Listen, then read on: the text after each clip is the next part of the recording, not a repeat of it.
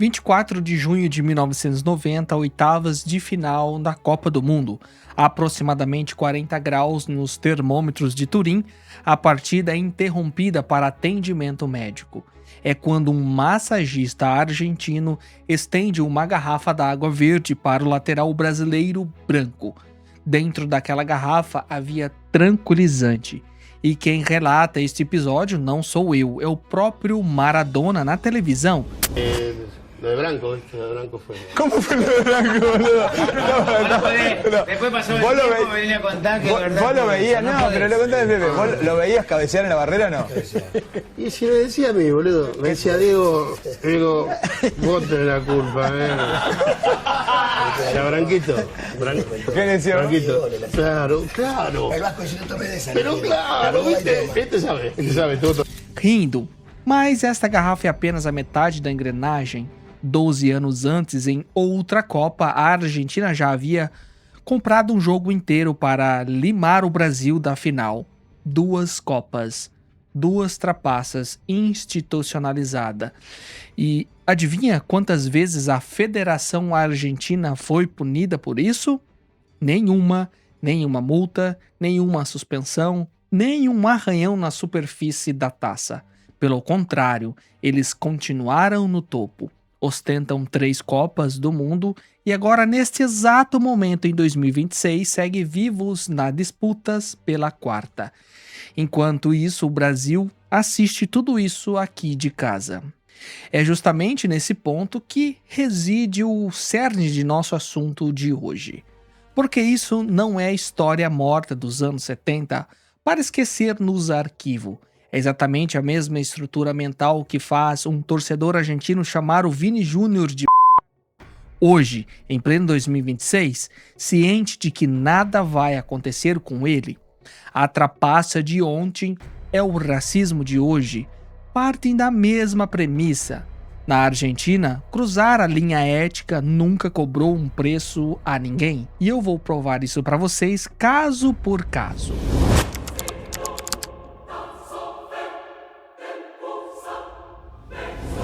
Nesta engrenagem tem ditador invadindo um momento de maior tensão, tem preso político servindo como moeda de troca de placar, e tem jogador confessando crime na TV.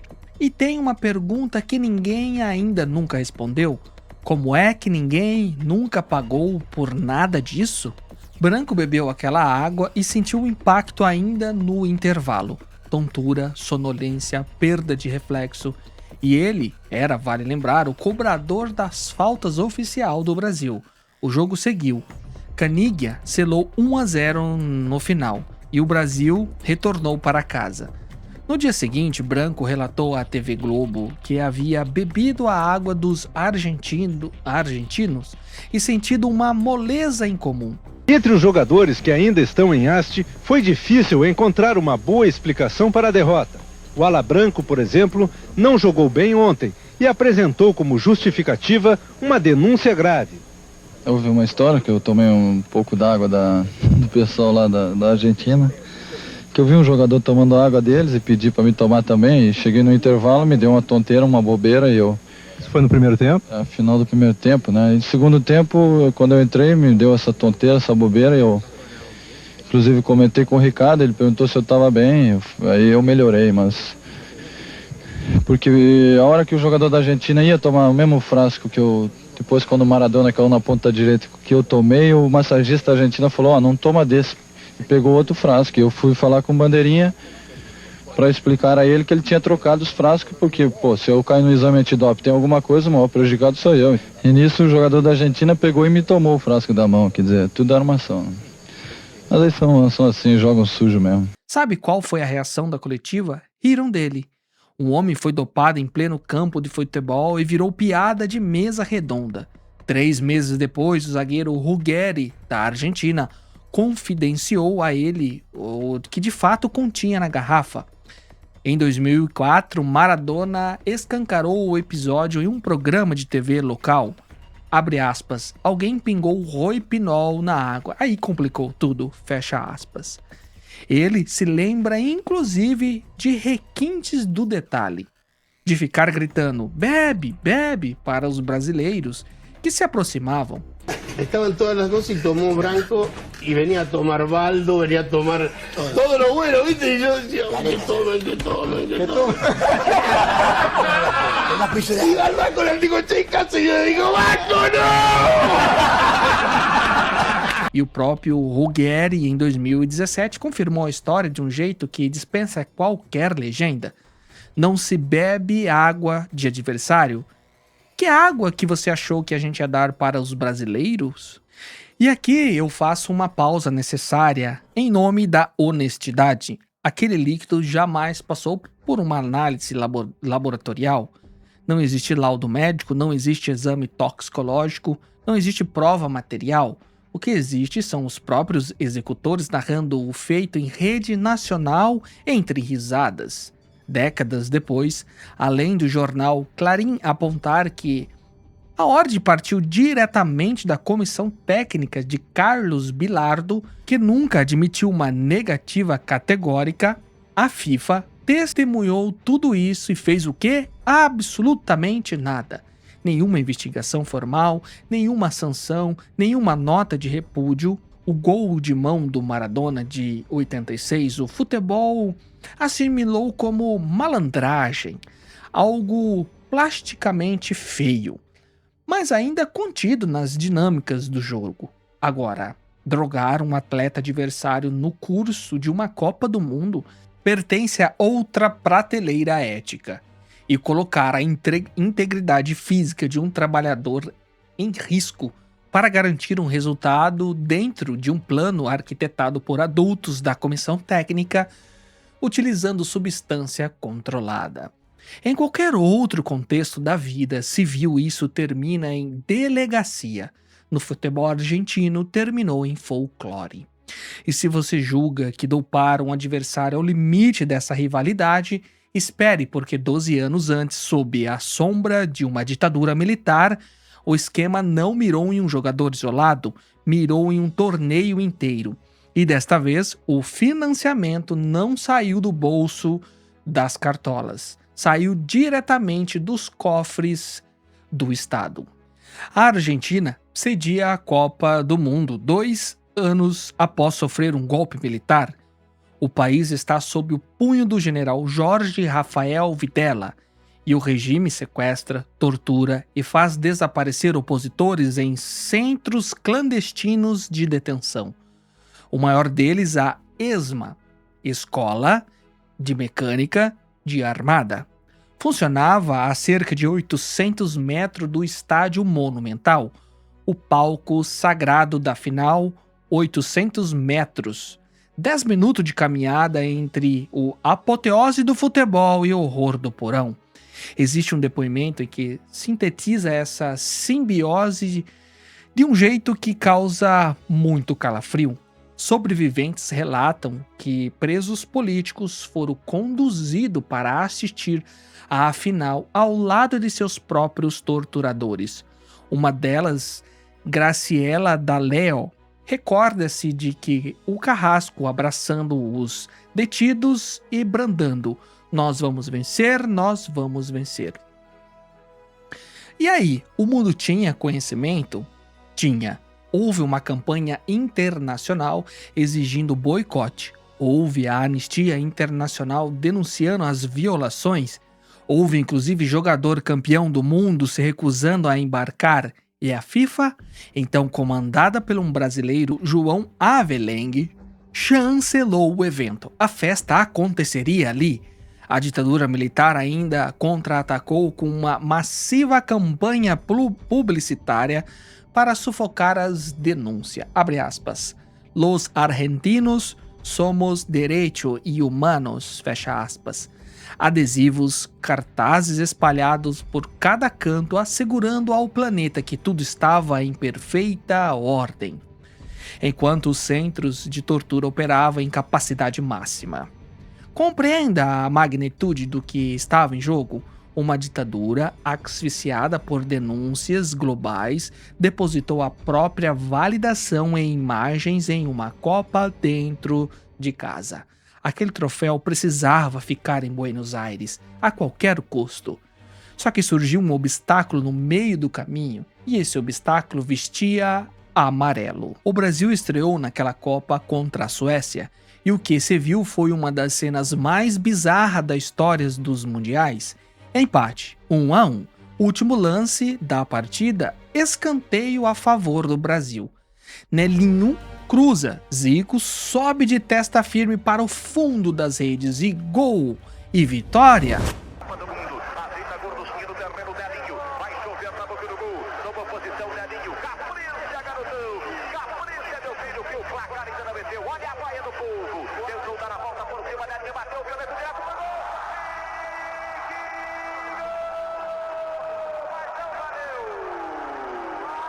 Não. O árbitro galês Clive Thomas apitou o encerramento do jogo com a bola ainda no ar, no meio da trajetória entre o cruzamento e o impacto da cabeça. E há um agravante. Antes da cobrança, ele foi flagrado gesticulando um recado para o goleiro sueco. Descobriu-se posteriormente que ele avisaria que encerraria a partida assim que a bola fosse golpeada. Serei direto aqui. Não há provas documental do que esse árbitro estivesse operando a mandado de terceiros. Pode ter sido pura arrogância, mas observe as consequências geopolíticas do apito. Com um empate, força o Brasil e terminou a fase em segundo lugar no grupo e acabou empurrando justamente para a chave que estava a Argentina. Se aquele gol legítimo é válido, o Brasil avança do outro lado da tabela e jamais cruzaria o caminho dos anfitriões. Um apito no meio segundo selou o destino do Brasil dentro da armadilha. Na segunda fase, o Brasil e a Argentina empataram sem gols. A vaga para a grande final é decidida na rodada decisiva, pelo saldo de gols.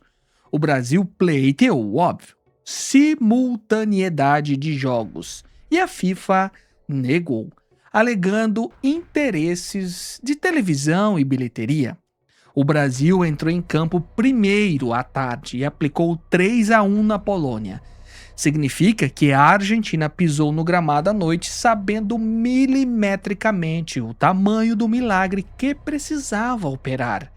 Apenas 4 gols de diferença sobre o Peru. E então, o que testemunhamos, a cena que desenha o tamanho do absurdo.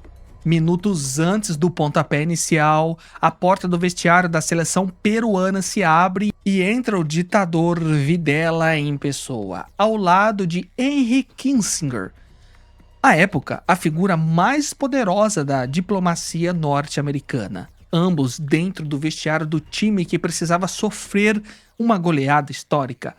Videla leu em voz alta uma mensagem do ditador peruano sobre a, abre aspas aqui, irmandade entre povos, e retirou-se. O volante peruano, José Velázquez, sintetiza o peso daquela visita. O que eles tinham que fazer ali dentro? Foi uma demonstração clara de pressão psicológica. Adivinha? A Argentina aplicou 6-0. 6. E no gol do Peru, uma ironia que nenhum roteirista de ficção teria a audácia de redigir. O goleiro Ramon Quiroga era argentino de nascimento e naturalizado peruano.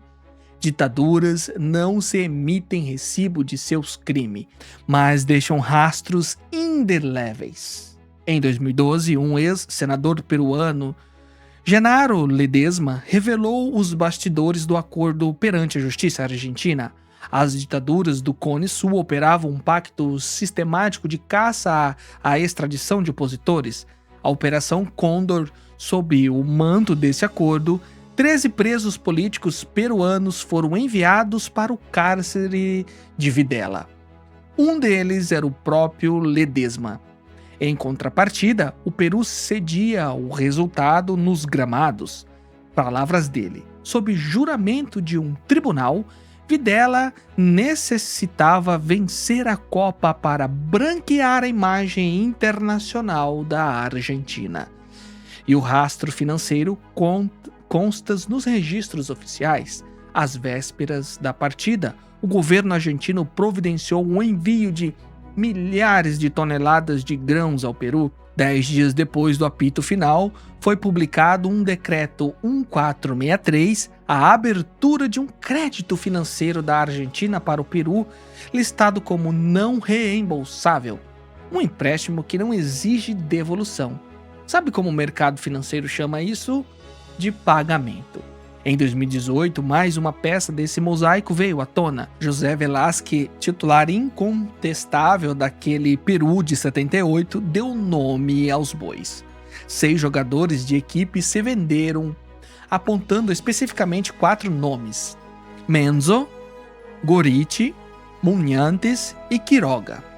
Ele revelou que o elenco chegou a interceder junto ao técnico para que não escalasse Quiroga, o goleiro nascido lá na Argentina. O treinador prometeu barrá-lo e no dia seguinte confirmou que ele estava no meio dos 11. O próprio Velázquez, peça-chave do meio de campo, foi sacado do campo misteriosamente quando a partida ainda marcava 2-0. Agora cabe uma ressalva aqui factual, porque este canal preza pelo rigor da informação. Quiroga nega veemente as acusações até hoje e processou Velázquez por defamação. Setores da imprensa peruana sustentam que não houve manipulação nenhuma, que Peru já estava desclassificado, sem teto motivacional, e a Argentina simplesmente atropelou no aspecto técnico.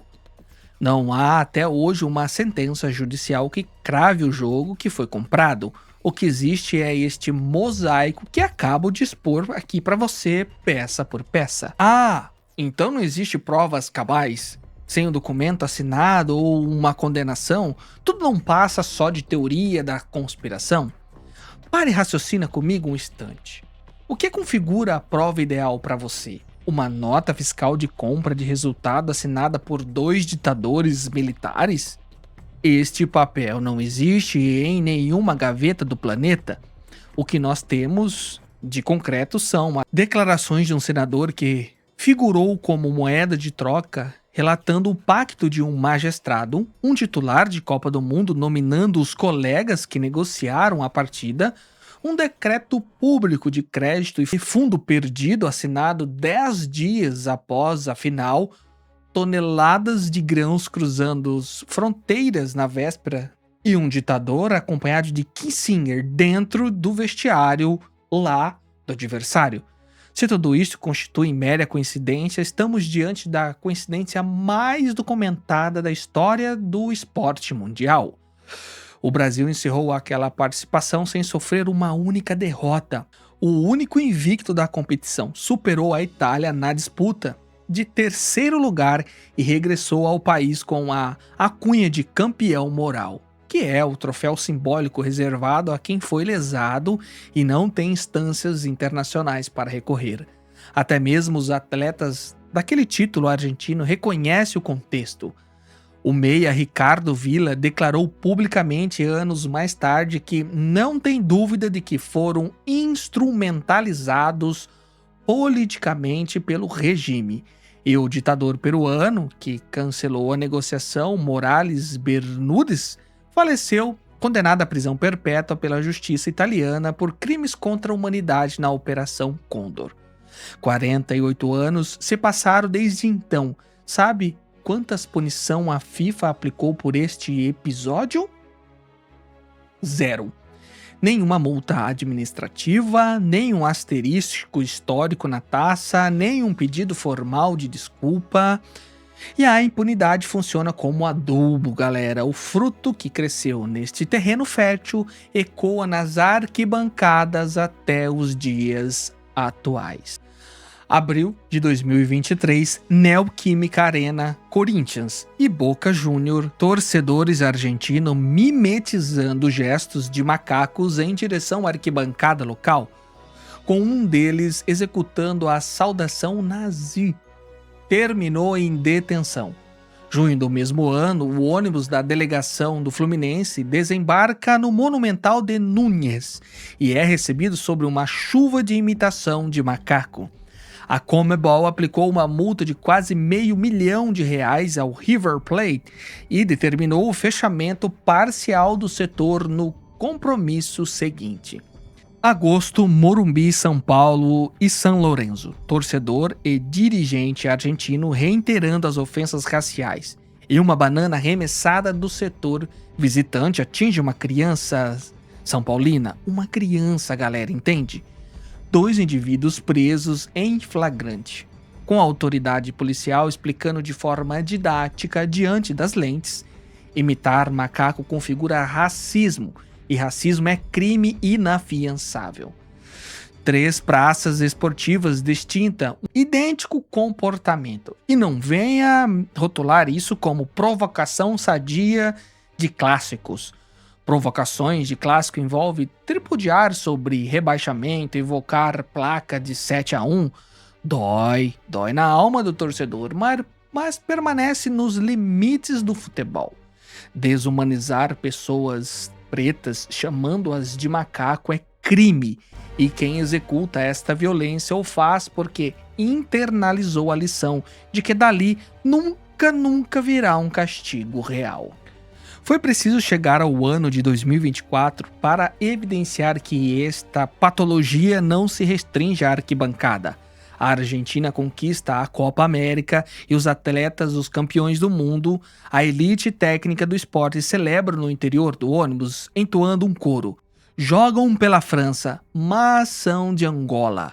Um cântico que brotou da torcida deles do Catar, ridicularizando a ancestralidade e a origem dos atletas franceses. Quem transmitiu a cena ao vivo por meio de suas próprias contas das redes sociais foi o meio-campista Enzo Fernandes. Seu companheiro de clube no Chelsea, o francês Wesley Fofana, repostou o fragmento com uma síntese precisa. Futebol em 2024, racismo desinibido. A Federação Francesa acionou os tribunais, a FIFA instaurou o procedimento investigativo e o Chelsea abriu um processo disciplinar interno contra os próprios atletas. Mas o Brasil também registra os episódios de racismo. Basta olhar para as nossas arenas. Sem dúvida, há racistas infiltrados em estádios brasileiros, espanhóis, ingleses, e este canal jamais vai vender a ilusão de que o Brasil é uma utopia harmoniosa racial. No entanto, a linha de demarcação que esse cenário escancara não é mera existência do preconceito, é a reação institucional que se sucede a ele. Em solo brasileiro, os autores do arremesso da banana saíram algemados pela polícia militar. O processo contra o cântico partiu da França. Agora observa detidamente o que ocorre quando alguém de dentro do ecossistema argentino tenta cobrar um posicionamento ético. Logo após a repercussão do cântico de 2024, o subsecretário de esporte da Argentina, Júlio Garro, manifestou o óbvio. Pontuou que Lionel Messi, na condição de capitão, e o presidente da federação deveria vir a público pedir desculpas, pois o episódio maculava a imagem do país. Em questão de poucas horas, o presidente Javier Milei destituiu o funcionário do cargo, e o comunicado oficial emitido pela presidência é um documento histórico. Nenhum governo possui a prerrogativa de ditar à seleção argentina o que comentar e o que pensar, ou de que forma agir. Em suma, o servidor público que demandou dignidade perdeu o emprego, e o que vocalizaram racismo mantiveram seus privilégios intactos. Na Argentina, o cargo que fica sob ameaça não é o de racista, é o de quem ousa apontar o racismo, e para compreender as razões pelas quais este comportamento flui sem encontrar atrito social, você necessita conhecer uma engrenagem histórica que raramente pauta nos debates tradicionais. No censo demográfico de 1978, 1/3 da população do território argentino era composta por pessoas negras ou afrodescendentes. 1 em cada 3 habitantes. Hoje a nação se projeta quase exclusivamente como branca e de matriz europeia. A história se processou da seguinte forma: a população negra argentina foi sistematicamente utilizada como bucha de canhão nos conflitos armados no século XIX. Posicionada na linha de frente, a primeira leva destinada ao sacrifício, quando a epidemia de febre amarela assolou Buenos Aires em 1871, o aparato de socorro segregou o cidadão por cor e a população negra, empurrada para os bairros desprovido de qualquer infraestrutura sanitária, foi dizimada em massa. Em 1876, uma nova lei de imigração escancarou as fronteiras para o fluxo europeu, enquanto barrava a entrada de cidadãos africanos. O golpe de misericórdia e, mais sutil, perverso, os cartórios oficiais receberam instruções para registrar filhos de negros como branco. Primeiro, o Estado eliminou fisicamente os indivíduos, depois apagou o registro de sua existência histórica, de 30% da população a menos de 2% na atualidade. O renomado jornalista argentino Jorge Lanata cunhou uma definição para este fenômeno que se conecta diretamente com o ESMA, que mencionamos lá no início. Os negros foram os primeiros desaparecidos da Argentina. E se você restringe ao passado colonial, entende que o presidente anterior, Alberto Fernandes, verbalizou em 2021 durante um ato oficial ao lado do primeiro-ministro da Espanha: os mexicanos descendem de índio, os brasileiros brotaram da selva, mas nós, os argentinos, chegamos nos barcos da Europa. O mandatário de uma nação, diante de um microfone, referindo-se à sua ancestralidade como bicho do mato, ele formalizou um pedido de desculpa posterior, mas perceba o sintoma. A frase só ganha contorno de naturalidade porque dentro da autoimagem mítica daquele país, ela não soa como uma heresia, soa como uma constatação do óbvio. É nesse ponto que o mosaico se completa por inteiro. Um país que se autoconvenceu da inexistência de negros em seu território não desenvolve anticorpos sociais contra o racismo. Adjetivar um brasileiro de macaco naquele ecossistema não é capitulado como crime, é tolerado como folclore da bancada. E em fevereiro deste ano de 2026, a fatura cobrou o seu preço. Novamente, em uma partida válida pela Champions League, Vinícius Júnior acusou formalmente o atleta argentino Gianluca Prestiani, do Benfica, de tê-lo insultado como macaco. Kylian Mbappé, posicionado ao lado do lance, chancelou a denúncia. Relatou ter ouvido a ofensa por 5 vezes, como o jogador ocultando os lábios atrás da camisa. O confronto permaneceu interrompido por 10 minutos seguidos. As diretrizes do protocolo antirracismo e a UEFA puniu o atleta com 6 jogos de suspensão. Ele contestava a versão, mas observe o padrão sistêmico, pois ele jamais falha. A sanção emanou da UEFA. Veio de fora, sempre de fora. Agora retorne comigo a atenção para o Brasil, porque todas estas engrenagens históricas possuem CPFs brasileiros afetados. Quem consumiu a água da garrafa adulterada foi branco, um trabalhador brasileiro dopado no exercício de sua profissão. Quem foi privado da disputa da finalíssima de 78 foi uma seleção nacional que não experimentou o sabor da derrota no torneio. Quem foi alvo do arremesso da banana foi uma criança em uma arquibancada na cidade de São Paulo, e quem suportou a injúria por 5 vezes consecutiva em fevereiro foi Vinícius Júnior. A linha de vítima recorrente dessa engrenagem tem nome, tem identidade e reside aqui no Brasil. E a urgência em trazer este dossiê à tona se faz agora porque a ferida permaneceu exposta. O Brasil acabou eliminado nas oitavas de final desta Copa de 2026, a nossa queda mais prematura desde o ano 1990, precisamente o ano daquela garrafa de Turim. Enquanto a Argentina avança alimentando o projeto da quarta estrela, a mesma insígnia que já ergueu em 3 oportunidades sem jamais ter prestado conta por nenhum dos seus episódios que listei aqui, eu não pretendo te vender previsões astrológicas sobre o rumo do torneio daqui em diante. O foco central não é o resultado de campo. O foco central é que nós escolhemos fazer com as nossas memórias coletivas. E que se estabeleça um limite claro.